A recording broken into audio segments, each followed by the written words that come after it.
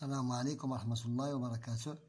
La séance d'aujourd'hui, nous la consacrerons au mélange et la dissolution, la partie numéro 2, et sous le titre la dissolution de la page 30 à la page 31 dans notre manuel toujours Mon éveil scientifique CO2 au primaire. Maintenant, passons à notre page de notre leçon d'aujourd'hui, c'est la page 30, les mélanges et la dissolution, partie numéro 2, là, sous le titre la dissolution. J'observe ici le document, deux enfants, Youssef a versé du sable dans son tube, ici nous avons le sable, et Yousra a versé du sel, puis chacun d'eux a ajouté plus eau, plus l'eau, plus l'eau, et agité son tube. Peut-on dissoudre toute substance dans l'eau? Non, pas toujours. On ne peut pas dissoudre toute substance dans l'eau.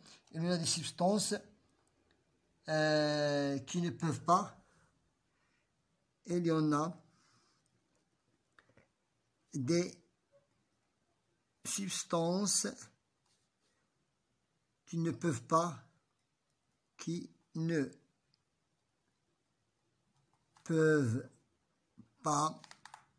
se dissoudre dans l'eau. Se dissoudre, qui ne peuvent pas se dissoudre dans l'eau. Dans l'eau. Nous donnerons des exemples après dans les exercices suivants. Maintenant, je propose une ou des solutions sur mon cahier. Donc, il y a des substances solubles. Il y a des substances.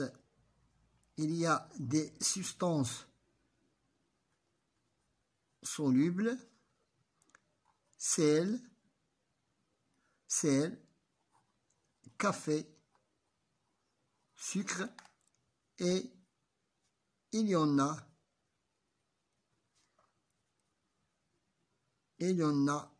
d'autres non solubles, farine par exemple, farine, sable, cailloux, etc. Donc la dissolution. L'exercice numéro 1. Je réalise une expérience. Nous avons deux expériences ici. Donc avant l'agitation et après l'agitation, mettre une pincée de sel dans un récipient contenant une quantité d'eau et agiter le mélange. Je précise le type de mélange obtenu dans ce cas. Nous avons obtenu un mélange homogène. On a obtenu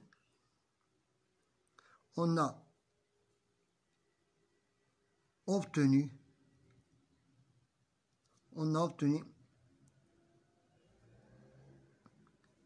mélange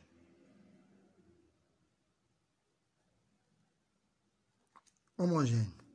On a obtenu l'eau dissout-elle dans l'eau dissout-elle le sel? Oui. Pourquoi? Car l'eau est un solvant. Car l'eau est un solvant. Maintenant, passons à la question suivante. Qui est le solvant et qui est le soluté? Pour le solvant était l'eau, et pour le soluté, le solvant, pour le soluté, c'est le sel. Je donne des exemples de corps solubles dans l'eau. Exemple, sucre,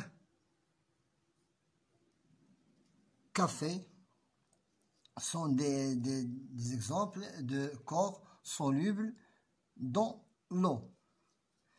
Et on peut ajouter plusieurs exemples des corps solubles dans l'eau. Maintenant, pour la question suivante, la page suivante, activité numéro 2, les corps insolubles dans l'eau. J'aurai une expérience, deux expériences ici, mettre la même expérience en utilisant maintenant le sable au lieu du sel. Ça, c'est le sable et plus eau. Toujours nous avons sable et toujours l'eau. Après l'agitation, je précise le type de mélange obtenu dans ce cas. C'est un mélange hétérogène. Hétérogène, car on voit deux corps. L'eau dissout-elle le sable? Non. L'eau ne dissout pas le sable. Ne dissout pas le sable. Peut-on dire du sel? Que peut-on dire du sel et du sable lorsque chacun d'eux trouve dans l'eau? Donc le sel, corps soluble dans l'eau.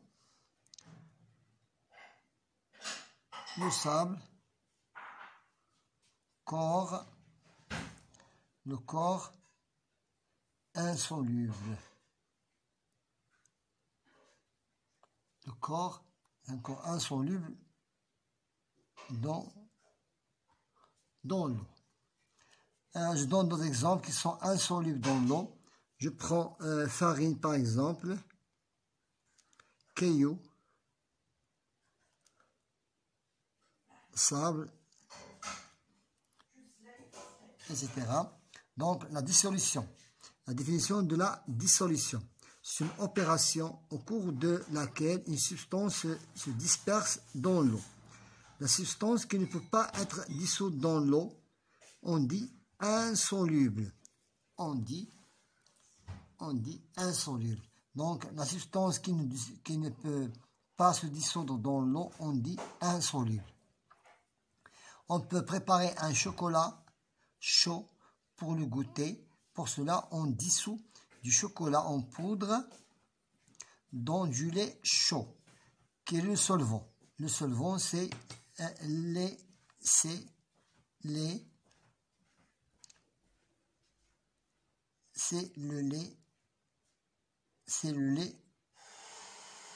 chaud. Et le soluté, c'est chocolat